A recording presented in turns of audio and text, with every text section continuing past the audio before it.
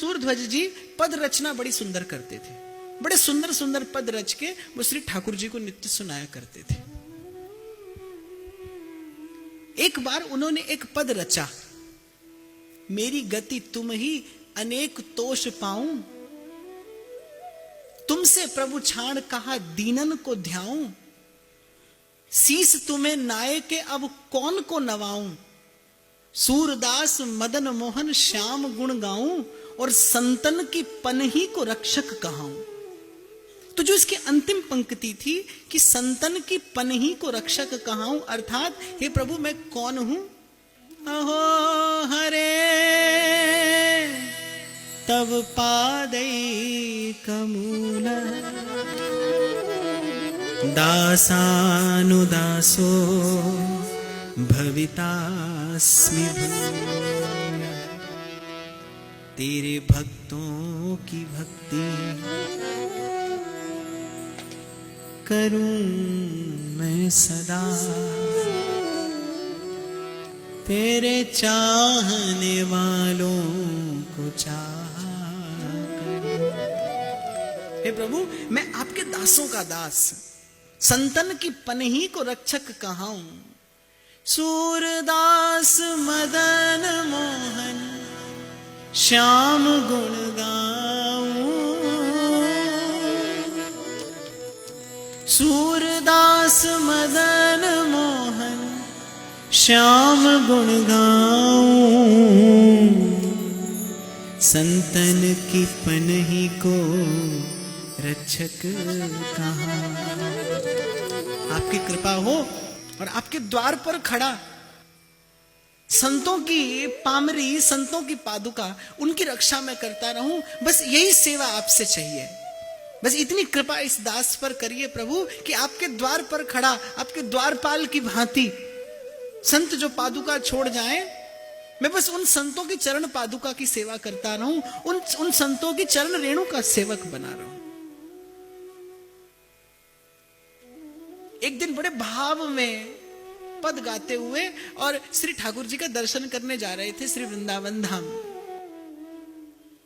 शीस तुम्हें नाये के अब कौन को नवाऊं, शीस तुम्हें नाये के अब कौन को नवाऊं, तुम रो कहाए और कौन को कहाऊं, तुम रो कहाए और कौन को कहाऊं, तुम रो कहाए और कौन को कहाऊं, तुम रो कहाए और कौन को कहाऊं, सूरदास मदन मोहन श्याम गुण गाऊं, सूरदास मदन मोहन श्याम गुण गाऊं, सूरदास मदन मोहन श्याम गुण गाऊं, सूरदास मदन मोहन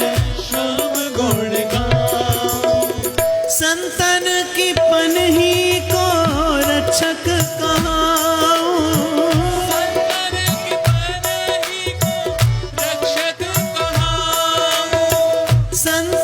की पनही को रक्षक कहाऊं, संतन की पनही को रक्षक कहाऊं। इस प्रकार भाव में विगलित वाणी, नैनों से अश्रु झरते, जैसे ही मंदिर के द्वार पर पहुंचे गा रहे थे, बार बार गा रहे थे, संतन की पनही को रक्षक कहाऊं, संतन की पनही को रक्षक कहाऊं, संतन की पनही को रक्षक कहाऊं, संतन की पनही को रक्षक कहाऊं।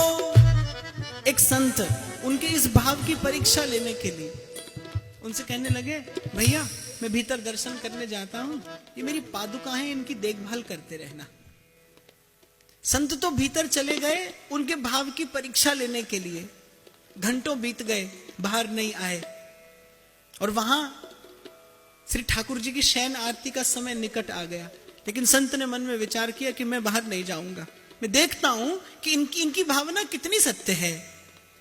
और वहां सूर्य ध्वज द्वार पर खड़े ये पंक्ति गा रहे हैं और न्यौछावर हो रहे हैं अपने प्रभु की कृपा कर कि प्रभु मैंने तो केवल गाया था, आपने मेरे भाव को इतनी शीघ्र अंगीकार कर लिया। मैंने जो कहा आपने वो सेवा का अवसर मुझे तुरंत प्रदान कर दिया। आपके जैसा कृपालु और कौन होगा। वहां शयन आरती हो गई, लेकिन वो संत बाहर नहीं आए। कितने संतों ने कहा, कितने भक्तों ने कहा द्वार पर खड़े उन सूर्यध्वज जी से कि आप यहां बड़ी देर से दर्शनों की प्रतीक्षा करते हैं, थोड़ी देर के लिए ये सेवा हम करते हैं, आप झट से जाइए और भीतर दर्शन करके आ जाइए। सूर्यध्वज जी ने कहा नहीं, मुझे संत कहकर गए थे जब तक लौट कर ना आऊं मेरी पादुका की रक्षा करना, तो जब तक लौट कर नहीं आए तब तक मैं जा नहीं सकता। और वहां मंदिर में भीतर शयन आरती हो गई, पट बंद हो गए। संत जब बाहर आए और उसी प्रकार सूर्यध्वज जी को कीर्तन करते देखा तो उनके नेत्रों से भी अश्रु छलछला आए कि मैंने ऐसे भक्त हृदय की परीक्षा ली। ये वाणी केवल इनकी जिह्वा की, केवल ये वाणी, ये भाव केवल इनकी जिह्वा का विलास नहीं है, ये वस्तुतः इनके हृदय का भाव है। मैंने ऐसे भक्त हृदय की परीक्षा ली। संत क्षमा याचना करने लगे। सूर्यध्वज जी ने उठाकर हृदय से लगाया, बोले प्रभु आपने मुझे सेवा का अवसर दिया, आप यदि मुझ पर ये कृपा नहीं करते तो वो केवल मेरी वाणी का विलास बन के रह जाता। आप माध्यम बने और मेरे प्रभु ने मुझे मेरे भावना की पूर्ति का यह सुंदर अवसर प्रदान कर दिया। आप कृपा नहीं करते तो मेरे जीवन में ये घड़ी कैसे आती। संत तो चले गए और सूरदास जी जो ही देहली पर प्रणाम किए कि अब कल आकर दर्शन करूंगा, जो ही देहली पर प्रणाम करने के लिए सूर्यध्वज जी ने साष्टांग दंडवत प्रणाम निवेदन किया, अभी माथा देहली पर पड़ा नहीं था, नैन मुंदे थे, सजल थे, आंखों से अश्रु बह रहे थे, अपने ऊपर प्रभु की कृपा का विचार करके गदगद थे। माथा देहली पर पड़ा नहीं, जहां पड़ा सूरदास जी को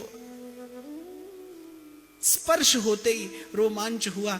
मस्तक उठाकर देखा तो सामने मंद मंद मुस्कुराते श्याम सुंदर खड़े थे।